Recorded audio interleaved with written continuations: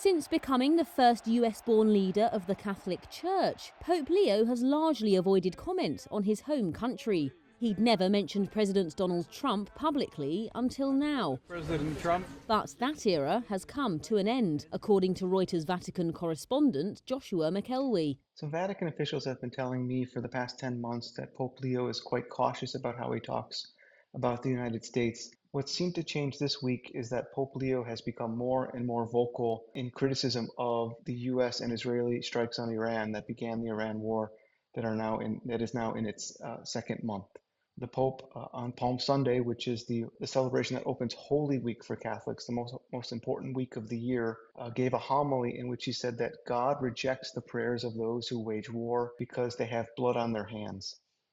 This is a very strong thing for the Pope to say. Those comments were interpreted by conservative Catholic commentators as aimed at US Defense Secretary Pete Hegseth. May his almighty and eternal arms, who's previously invoked Christian language to justify the joint US-Israeli military action. The Pope's sharp criticism of the Iran war and his direct naming of Trump on Tuesday marks a significant shift in tone from the pontiff. Hopefully he's looking for an off-ramp.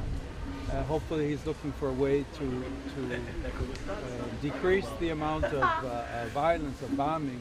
The Pontiff Leo chose to use an American colloquialism the president and administration officials would understand. I think broadly speaking, Vatican officials, like much of the world, are aware that President Trump is taking a lot of moves that are controversial and divisive, and they're quite worried about the direction of the world. They're worried about the atmosphere of violence in the Iran war, but also in Trump's decision to remove President Maduro in Venezuela, or Trump's threats against Cuba and possibly looking for regime change in Cuba. And I think generally there's a great concern for where will the world be in the next few years, and what should the Vatican's voice, what should the Pope's voice be calling for?